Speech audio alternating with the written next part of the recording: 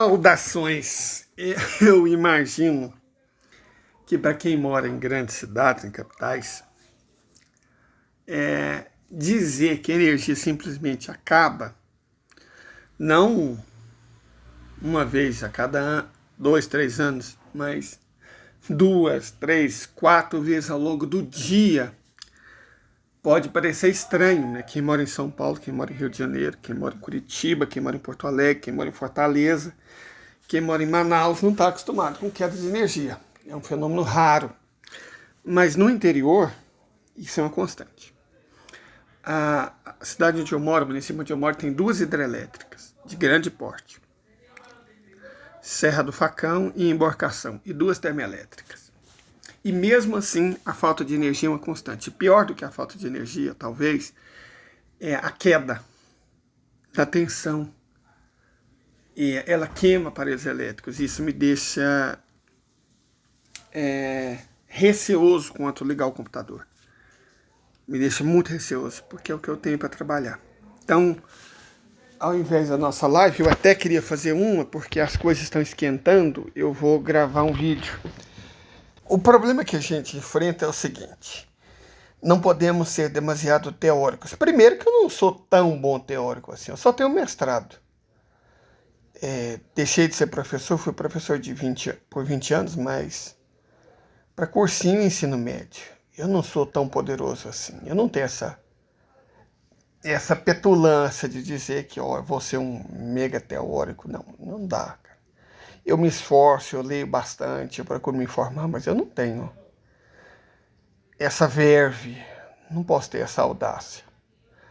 O que eu posso fazer é tentar embasar ao máximo aquilo que eu digo. Acho que isso é o mínimo, inclusive de respeito que eu devo demonstrar por quem me vê e ouve. E segundo, porque isso acaba sendo meio chato. De um modo geral, vale a máxima da Cora Coralina, minha conterrânea de Goiás, doceira como minha mãe, a minha avó e a minha bisavó. Na prática, a teoria é outra. Então, explicar o que está acontecendo, é claro, existe teoria e é interessante que eu a mostre, mas é mais importante, talvez, mostrar o que está acontecendo e deixar claro que o que eu tento apresentar é uma visão. Eu não posso dizer que eu sou o arauto da verdade, o homem que vai trazer a iluminação. Não, eu não tenho essa pretensão. Mas eu sinto que é minha obrigação mostrar a minha visão de mundo, para que as pessoas possam elas mesmas tirarem as suas conclusões. O meu referencial teórico é esse, mas ele não é o único. Ele sequer é o correto, sabe? É a doença do Ocidente, né? Achar que você é dono da verdade. Doença infantil do homem ocidental. E nós não somos ocidentais, mas a gente busca emular. O que é pior, né? É aquilo que Platão falava sobre a arte, que ela seria mimética, a cópia da cópia, porque ele acreditava que o mundo das sensações era uma cópia do mundo das ideias. Então, por mais que eu me esforce, por mais que eu me empenhe, cada vídeo não deixa de ser, e acho que não tem como deixar de ser, meio mimético. É uma visão de mundo, certo? É uma visão de mundo. É claro que eu me esforço para que essa visão de mundo seja o mais próximo do real, mas eu sei que eu não vou alcançar. É como tentar passar por baixo do arco-íris. Não sei se é possível, creio que não. Ou pelo menos se for, não sei se eu sou capaz. Eu me esforço para mostrar, né? Mas eu posso mostrar o meu quadro. E a partir daí cada um julga. Cada um julga de acordo com as informações que possui, com as crenças que valida, com o mundo em que foi criado. O importante é não cair nessas patotas. Sí, claro, no hay problema. Ahora se los envío. ¿Qué pasó? ¿Quién era? Tu tía que necesita $8,000 para los 15 años de tu prima. ¿8,000 apenas? No, mejor enviémosle 10,000. Pues sí. ¿Ya van a estar listos? Yo creo que sí. Mira cómo quedaron. Acuérdate que son 3.800 para la lipo de Juana. Mira, son estos de aquí. 5.100 para las vacaciones de Carlos. Aquí están. Y 1.000 para que tu primo Sebastián cambie de celular. Sí, estos de acá. Perfecto. ¿Y qué vamos a hacer con estos 12.000 que sobraron? ¿Otra vez hiciste de más? Sí, me equivoqué. Ah, no, yo no sé. Llama a alguno de tus amigos a ver quién necesita. Se me había olvidado de decirte. Llamo a Alberto. ¿Cuál Alberto? No ese Alberto. Entonces, ¿cuál Alberto? Un amigo tuyo, pero me dijo que no habían hablado hace como 20 años. Ah, sí. ¿Y qué quería? Que si le podías enviar $1.500. Ah, claro, sácalos de ahí. Pero es que acuérdate que este es el árbol de envíos para la familia. Ah, bueno, no te preocupes, yo lo saco de aquí. ¿Tú tienes por ahí $4.000, $5.000 que la tía Beatriz me dijo que necesitaba cambiar el carro? No, aquí no tengo. Pero espera un momentico.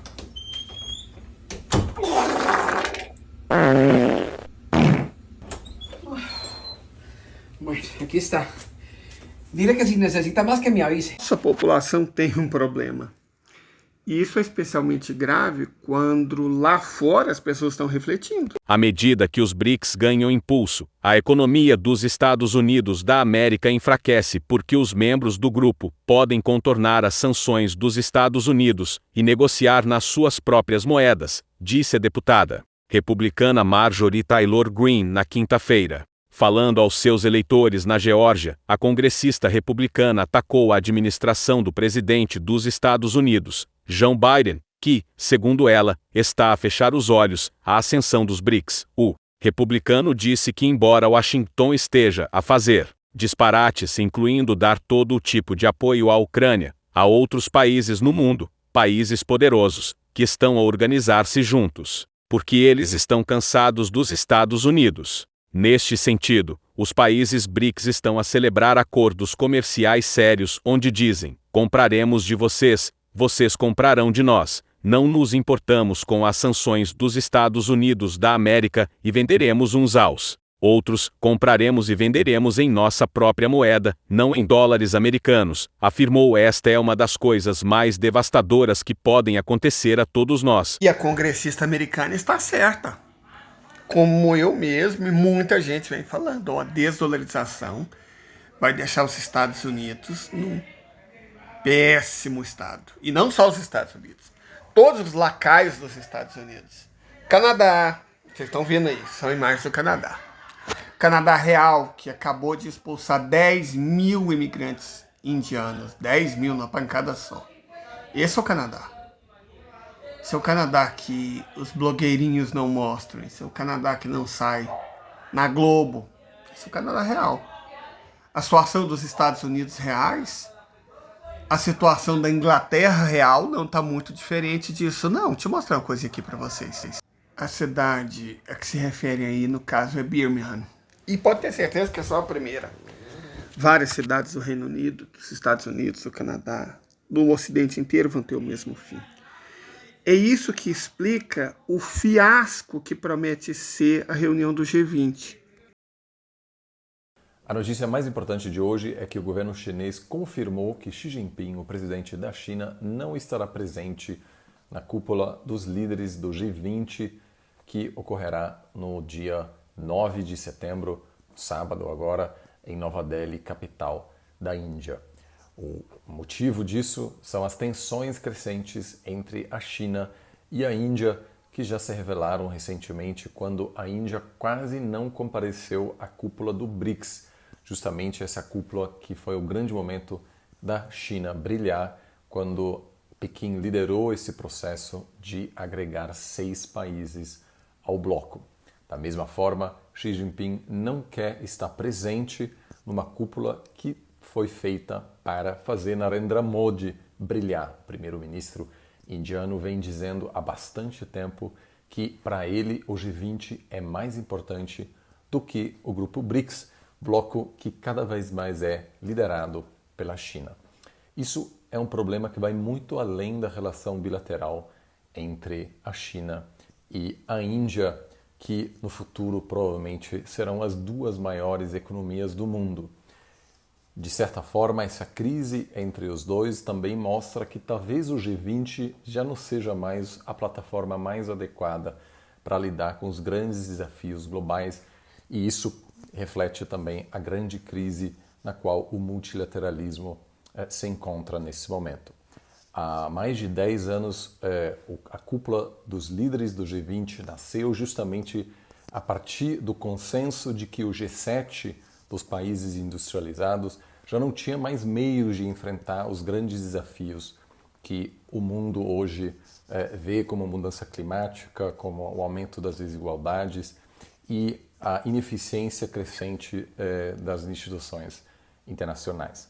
Então, temos uma grande cúpula na Índia no final de semana, é uma oportunidade também para falar sobre esses grandes desafios, mas em função das tensões não só entre a Índia e a China, mas, acima de tudo, em função da discordância em relação à guerra na Ucrânia, muito provavelmente nem sequer haverá uma declaração final assinada por todos os participantes. Hoy los BRICS pueden crear una moneda que se respalda en oro. ¿En qué está respaldado el dólar? En deuda. En deuda, sí. No en deuda, nada. En nada.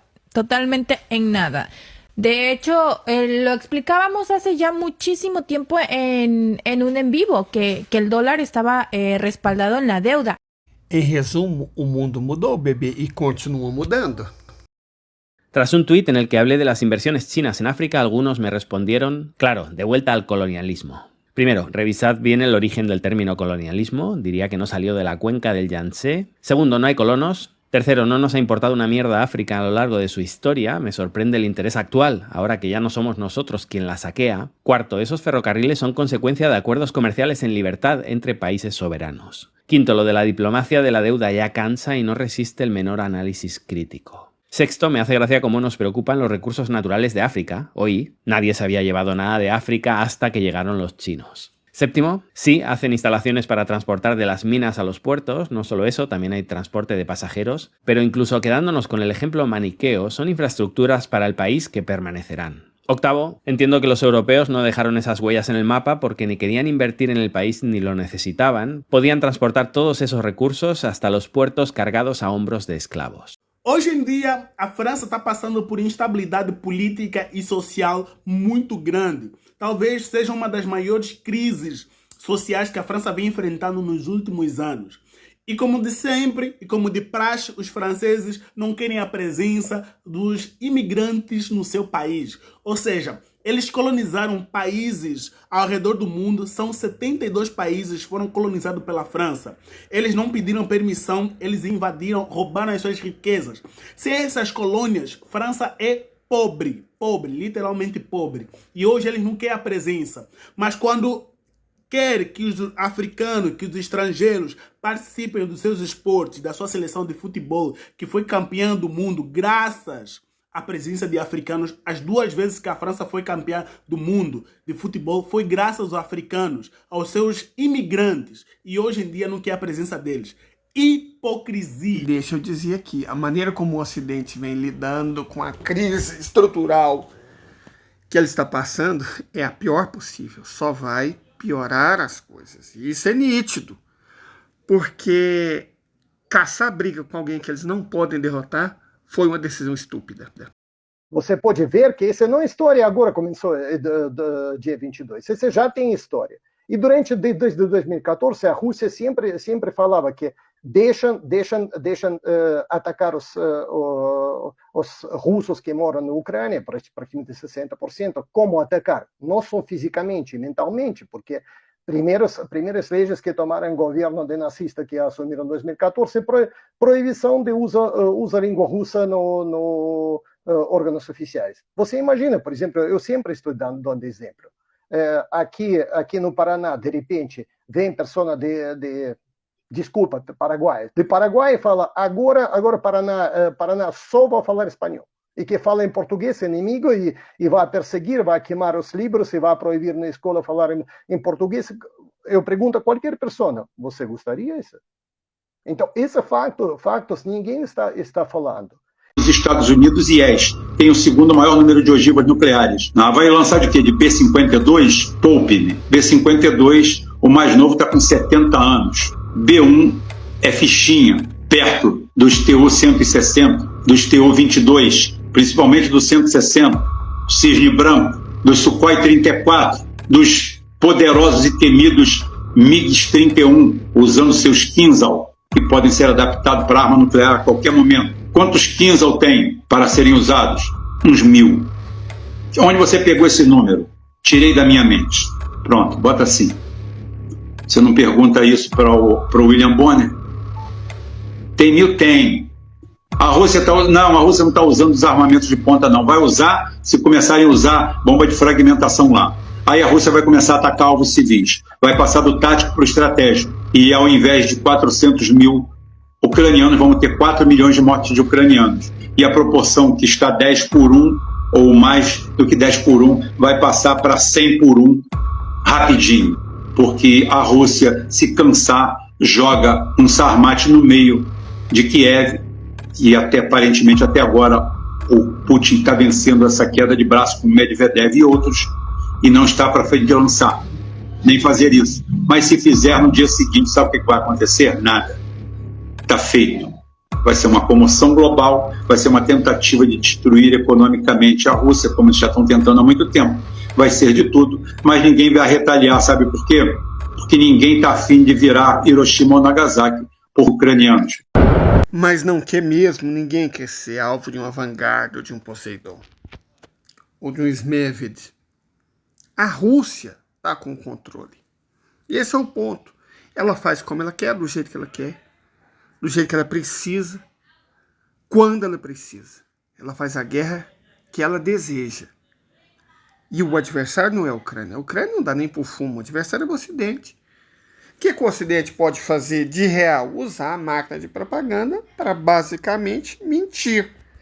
A vítima dessas mentiras constantes não é apenas a Federação Russa. Nitidamente, o país que mais sofre com essa avalanche perturbadora de mentiras é outro. Vamos aqui falar um pouquinho sobre isso.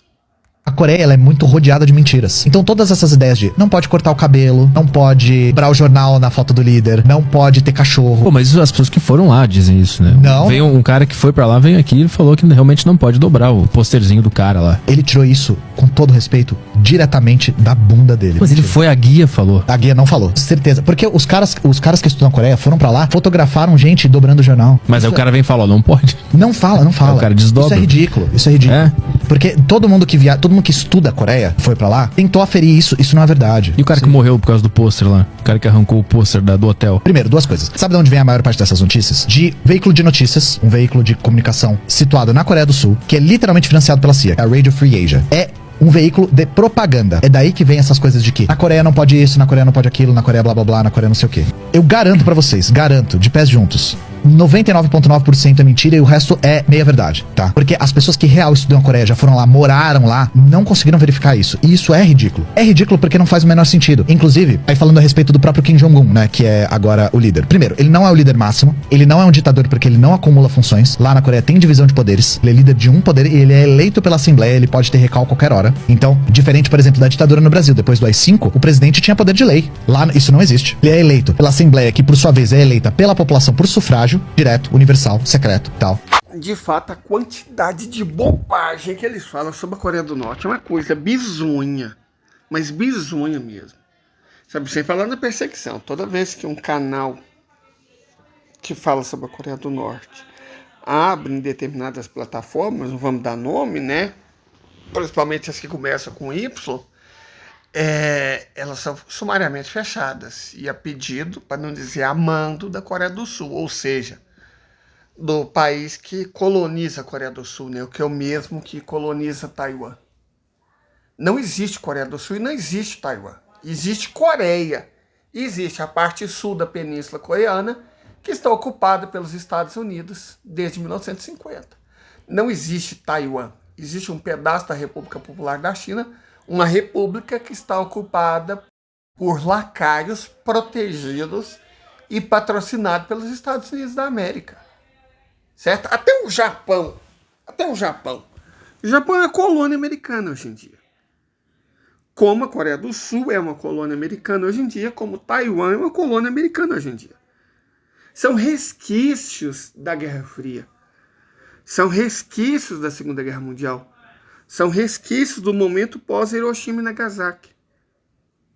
Não existe Coreia do Sul. certo? Ou pelo menos não deveria existir. Não existe Taiwan. Taiwan é uma província da China. E não existe mais o Japão independente.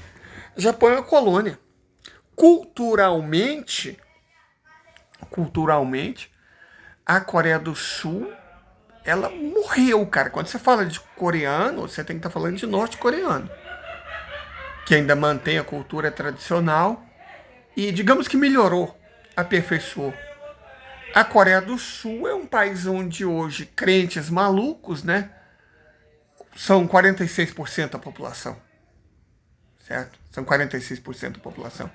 E a estratégia de você usar crente maluco levou à rebelião Taiping na China, que matou mais gente do que a Primeira Guerra Mundial.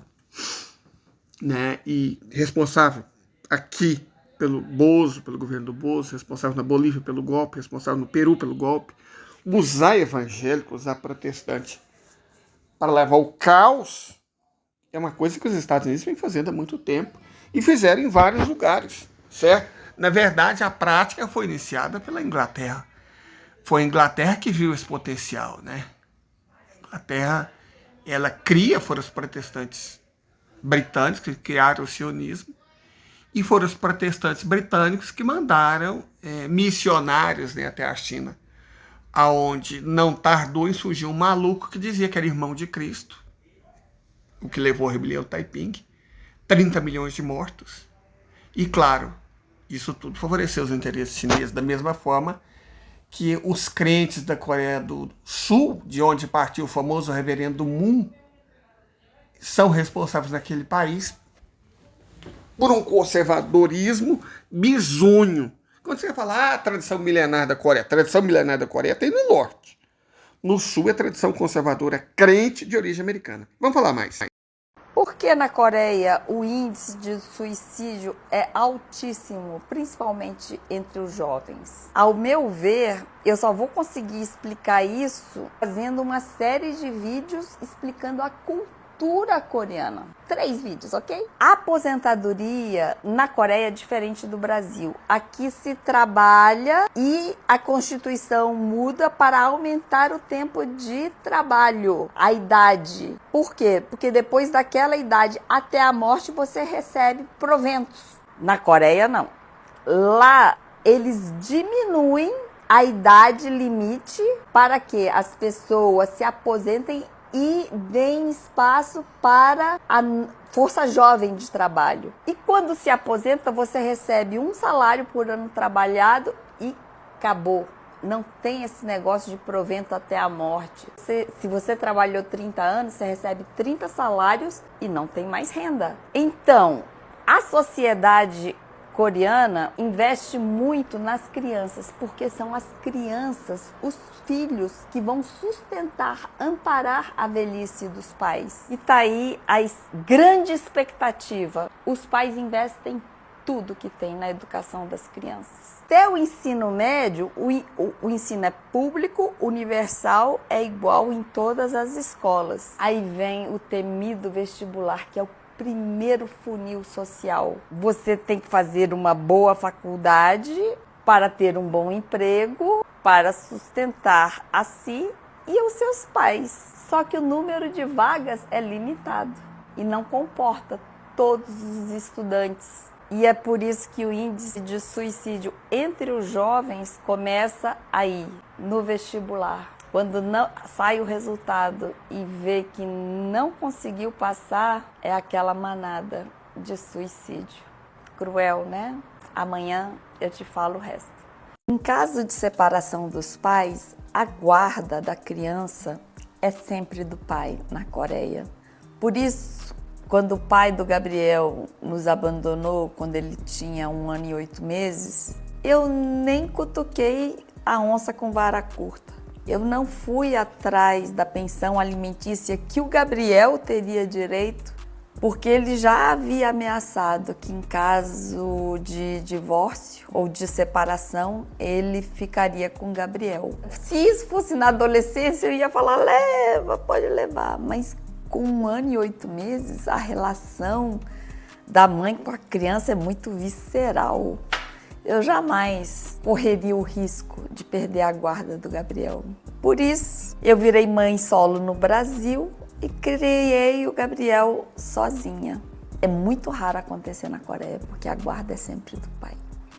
Essa é a razão pela Coreia do Sul ter a mais baixa taxa de fecundidade do mundo, 0,59 filhos por mulher. O país está acabando. E dá para você entender por quê. Você tem uma ideia do tanto que esse país é escroto, a carga horária de trabalho lá é de 52 horas semanais. O país é um inferno, né? E aí, a ideia genial dos liberais que governam o país, para aumentar a taxa de fecundidade, é fazer com que os homens trabalhem 69 horas por semana. Então, na cabeça deles, não tem que fazer nada pelas mulheres, tem que fazer os homens trabalhar como escravos. Aí sim. Aí as mulheres vão querer ter filhos. Claro que elas vão querer, né? Ter filho na Coreia do Sul, com essa realidade que a moça acabou de explicar. É por isso que elas têm só 0,59 filhos, em média, cada coreano em idade fértil, né? E a solução é fazer os homens trabalhar 17 horas a mais por semana. Com certeza. Cara, não é só a Coreia do Sul que é escrota. O sistema é escroto. O sistema não quer que os trabalhadores se libertem. A verdade é essa. Esse mano aqui vai explicar por quê. Se você desse 4 coisas pras pessoas, uma revolução acontecia no Brasil. Se você desse comida garantida pras pessoas, casa garantida pras pessoas, saúde e educação de qualidade garantida pras pessoas, sabe o que ia acontecer? Quando um burguês chegasse e falasse assim, entrega meu lanche, o cara ia falar assim, eu não. Mas por que você não vai entregar meu lanche? Por quê? Não, porque eu tenho casa, eu tenho que comer, eu tenho saúde e educação de qualidade. Por que eu vou entregar seu lanche, cuzão? Eu sou muito mais que isso, eu quero ser um arquiteto. Você não quer que eu construa sua casa? Espera 5 anos, vou fazer uma faculdade, eu volto aqui e construo sua casa. Agora entregar seu lanche, cuzão. Por que eu vou fazer isso? Vai lá e pega a porra do teu lanche. Vai lá e pega o seu lanche lá, malandro. Se toca, eu pego o meu, você pega o seu. O problema é que nós temos um sistema que nós não pode falar por quê. Nós implora pra limpar a privada dos caras, mano. Por favor, mano, me deixa limpar sua privada, sua merda. Porque eu não tenho onde morar, não tenho onde comer. Se eu não fizer isso, eu vou morrer. Olha a merda de sistema que nós tem, parça. Se nós tivesse só um sistema, não tô falando de comunismo, nem de revolução, nem de ideia. Eu tô falando só um sistema onde nós pudéssemos escolher. Onde um policial da rota chegasse na minha quebrada e falasse assim, vai, mão na cabeça, vagabundo. Eu falasse assim, por quê? Se eu falar por quê, eu morro, cuzão. Nós não pode falar por quê, mano. Uma coisa básica. Nós não pode... Entrega meu lanche. Não é nem ele que fala entrega meu lanche. Eu me humilho, mano. Por favor, parça, eu tenho uma filha. Me deixa entregar esse lanche, mano. Mas você vai entregar assim, tá bom, mano, do jeito que você quiser. Se nós entregássemos um sistema político pras pessoas, onde as pessoas pudessem escolher, uma revolução acontecia. Mas a burguesia vai te deixar escolher, mano. Sendo que ela... O mano da entrevista, pelo jeito, líder de motoboys, ele tem uma compreensão intuitiva do problema. Ele não tem formação política. Mas é nítido que ele tem uma intuição de qual que é o problema. Ele sabe. No mundo inteiro, muita gente percebe. Esse é o sistema e o sistema é global. Por isso a Rússia luta. A Rússia não está, repito, lutando contra a Ucrânia. A Rússia está lutando contra esse sistema na Ucrânia. E em breve ela e os outros países vão para o Oriente Médio. Mas por enquanto vamos falar um pouco do que está acontecendo na Rússia. Cara, a Europa proibiu vender para a Rússia um monte de remédios importantes para a vida. Monte de digitais para máquinas, monte de tecnologias. A Europa proibiu para a cientista russa publicar artigos de ciência nos jornais europeus e americanos. A Europa proibiu fazer vistos para russos e entrar. O primeiro-ministro da Estônia disse que visitar a Europa isso não é direito humano, é privilégio. E privilégio não só para russos, como eu entendi, para todo mundo. Tipo, você tem que ter privilégio para entrar. Acabou. Eles fecharam todas as contas nos bancos europeus. Até das pessoas normais fecharam contas. Fecharam de governo conta. Até Banco da Suíça, que é muito seguro, fechou conta e queria roubar esse dinheiro. A Europa proibiu os aviões russos viajar por território dela. E não só para a Rússia proibiu, para a Belarus também, não sei porquê. E agora a viagem de Minsk fica muito longe assim, para Kaliningrad, por exemplo. E a Europa ainda queria comprar trigo, fertilizantes, metais, gás da Rússia, muito barato, com desconto, e pagando nessas contas em dólar e euro que são bloqueados. Eu não entendo como nessa situação Putin não proibiu completamente vender qualquer coisa para a Europa. Não sei, mas ele falou, eu continuo a fazer negócios, eu não quero tirar gás dos moradores da Europa normais. Eu não quero tirar fertilizantes porque eles não vão conseguir plantar muita coisa, vão passar fome. Mas pelo menos eu peço que você compra tudo em rublo e paga-me em minha moeda. Acabou. Nesse entreveiro aí entre drone submarino, atingido, guerra é guerra, gente. Guerra, perdas vão haver de tudo quanto é lado. Acontece. É isso mesmo. A guerra você tem que enxergar ela de uma forma um pouco mais pragmática.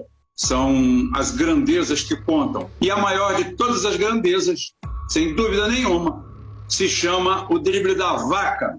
O drible da vaca é que a guerra pela Ucrânia faz a Europa perder a África. Essa é uma perda irrecuperável, porque a Ucrânia era uma tentativa de desestabilização da Rússia.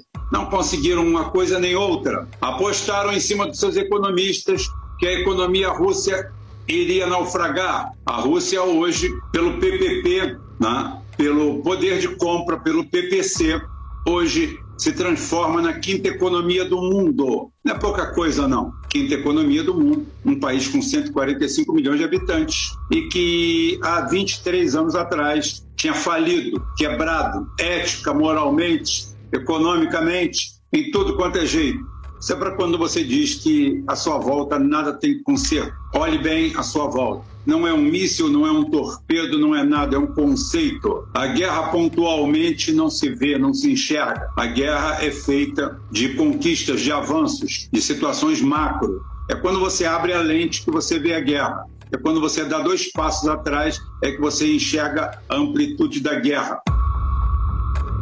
Guerra essa que não envolve só a Rússia. Ela envolve o Irã. E desde 1979 estão os Estados Unidos, está Israel, está o Ocidente inteiro pressionando o Irã, sancionando o Irã. E o Irã vem resistindo e se tornou uma potência industrial de primeira monta, porque forma 237 mil engenheiros por ano, 10 vezes mais do que o Brasil. Um país muito mais populoso que o Irã. Certo? O Irã resistiu por causa do seu sistema político e por causa da sua engenharia, da sua capacidade industrial. Por isso, uma das primeiras coisas que os Estados Unidos fazem quando conseguem colocar traidores no governo de um país, estamos falando de Fernando Henrique Cardoso, estamos falando de Michel Temer, estamos falando do Bozo, é desindustrializá-lo. A Lei Candir, essa aberração que conduziu à desindustrialização do Brasil, é um absurdo, cara. Ela é um absurdo. O agronegócio gosta de dizer que carrega o Brasil nas costas. Na verdade, é o Brasil que carrega o agro nas costas. Por quê?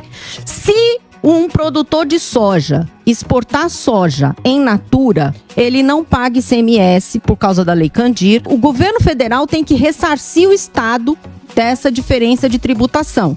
Então, sai o dinheiro do governo federal para o governo do Mato Grosso do Sul, para o governo do Mato Grosso, para cobrir um tributo que o agro não paga. Porque ele deveria pagar. Só que isso tem um outro dano para o Brasil. Porque essa soja vai sair do país in natura. Ao invés de ser industrializada no Brasil, promover um desenvolvimento industrial até para iniciativa privada. Que vale mais, mas vale mais. Agrega valor. Agrega valor. Por isso eu concordo com você. Tô virando comunista, hein? O agro hoje vive com 348 bilhões de reais de plano safra, com juros subsidiado, com juros negativo, enquanto qualquer um que esteja endividado aqui está pagando juros de 10, 12, 14% ao... Sentiu o peso da mamata? A TV, a mídia, a imprensa mostra, o agronegócio sustenta o Brasil. É o contrário. Nós pagamos o subsídio. Nós pagamos com os empregos o imposto que eles não pagam. Certo? O dinheiro que o governo federal manda para os estados do agronegócio para compensar o dinheiro que os fazendeiros não pagam de imposto, sai da saúde, sai da educação, sai da assistência social, sai do bolso da classe média, sai do bolso dos pobres. É o Brasil inteiro mandando dinheiro para o agro ficar rico. E em troca, o que eles dão? Ingrediente para a China fazer ração para porco? Contaminação do ar. A contaminação é tão grande que em regiões do agronegócio não existe mulher cujo leite que ela usa para amamentar o bebê não esteja contaminado com pelo menos um agrotóxico. Certo? Pelo menos um agrotóxico. Quer dizer que pode ser mais. Acharam no Mato Grosso do Sul mulheres com 4 venenos no leite que dá para o bebê. Destroem também os rios, destrói as florestas, arrebentam os mananciais, contaminam essas águas, certo? Inclusive, gente, deixa eu explicar uma coisa para vocês. Frango não usa hormônio não, mas boi usa. E quando o boi ou a vaca, principalmente, mija esse hormônio, você acha que tem sistema de limpeza de água que consegue tirar? Então, não bastasse os hormônios femininos dos anticoncepcionais, as águas do Brasil estão contaminadas com hormônio usado na criação de gado, na criação de vaca. E quem vocês acham que bebe esses hormônios? E aí é muito fácil colocar a culpa na ideologia de gênero, numa bobagem que não existe. Mas vamos dar nome aos bois. Vamos falar sobre o efeito de quantidades enormes de estrogênio no corpo das pessoas. Vamos falar sobre isso. Os chineses, por exemplo, semana passada, a Bloomberg deu uma notícia, né? A China vai investir, ela mandou as províncias entregarem projetos de 2,5 trilhões de dólares para serem executados ainda esse ano. Meu amigo, você sabe o que é executar 2,5 trilhões de dólares em um ano, em obras? Isso demanda um grau de coordenação que só é explicável por duas coisas. Propriedade pública e os meios de produção, ou seja, o Estado conduzindo o processo pela propriedade pública, não o Estado em si, né, o governo mandando, sim, as empresas estatais fazendo e bancos estatais criando moeda para isso, porque, pessoal, na economia não existe essa de gastar e arrecadar. Você tem que gastar primeiro para depois arrecadar. Então o Estado, os bancos públicos criam moeda e a partir dessa criação de moeda faz o empreendimento. Mas essa criação de moeda não gera inflação também? Essa tese já morreu há 50 anos. Isso é um terraplanismo econômico terrível. A emissão de moeda gera inflação. Não é tão simples assim. Não é que não existe mais isso. Ah, não existe essa relação? Não existe mais. Já existe hoje, não existe mais. Isso é teoria quantitativa da moeda. Porque, eu não sei, veio aqui o... Quem que veio a gente falar sobre economia, que você coloca mais moeda lá, o poder que essa moeda compra é menor, na teoria, não é? Não, Você entendeu? Não, o que acontece é o seguinte, quando você cria moeda, você cria uma contrapartida a criação da moeda, que é bens e serviços. Sim. É isso que acontece, a criação de moeda. Não necessariamente, né? Não. O cara pode só imprimir moeda e não fazer nada. Não, pera um pouquinho. Num país socialista como a China... Não, tô falando isso geral. Não, num país como a China, vou dar o exemplo da China e do Ocidente. Na China, 96% do crédito... Foi Urish. Porra, também... Puta que pariu, né, meu amigo? Acho que ele não concorda com a... Na China, 96% do crédito bancário vai para o setor produtivo da economia. Obra, infraestrutura. Sim. Nos Estados Unidos não chega a 40%. Depois não perde o fio do que você está falando, tá? Não, nos Estados Unidos não chega a 40%. O resto vai para financiarização, ou seja, ativo financeiro. Banco, ciranda financeira. Então são duas economias completamente distintas. Nesse caso, gera inflação. Nenhum dos dois casos gera inflação. Não? Nem nesse não enfraquece. Porque aqui você está criando capacidade produtiva na frente, você está criando capacidade de oferta na frente. Então, se aumenta a demanda, você já tem uma capacidade de oferta criada na frente. Não, aqui tudo bem, mas... E lá não gera inflação, por quê? Não gera inflação porque vai para financiarização, né? E como os americanos importam muito do que eles consomem, né? E só tem inflação nos Estados Unidos, por quê? Porque eles são inteligentes pra cacete, o povo mais inteligente do mundo americano. Eles inventaram de fazer uma guerra comercial contra a China, que exporta pra caralho pros Estados Unidos. E com a guerra comercial com a China, os americanos eles cortaram a importação dos chineses. Isso eleva o preço dos produtos americanos, então a inflação sobe. E agora a guerra com a Ucrânia, né? Que a Rússia ela é fornecedora de petróleo para os Estados Unidos. Olha como eles são inteligentes pra cacete, né? Então a inflação americana tá alta não por emissão de moeda, e sim por causa do comércio exterior, né? Entendi. Vamos falar mais um pouco sobre a China também, onde o Estado organiza, gerencia, planeja a economia. Um governo socialista, empenhado em servir ao povo, uma ditadura do proletariado. Todo governo é uma ditadura. Só que no capitalismo, a ditadura é da burguesia. Essa é uma diferença muito grande. No Irã eles não conseguiram. Na Rússia eles não conseguiram. Os BRICS são uma tentativa de fazer com que mesmo nos países em que eles conseguiram isso seja desfeito. O mundo está mudando, certo? Mas para o mundo mudar, tem que haver união. Você tem que enfrentar o demônio de frente. A gente não vai conseguir isso com o governo entreguista, muito pelo contrário. O governo Fernando Henrique Cardoso, o governo do golpista e o governo do Bozo deixaram isso claro, cristalino, para todo mundo ver.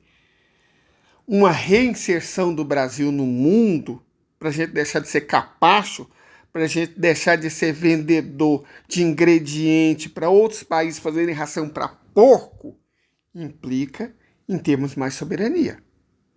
Implica em tomar para nós o controle do nosso próprio destino, como a China está fazendo agora.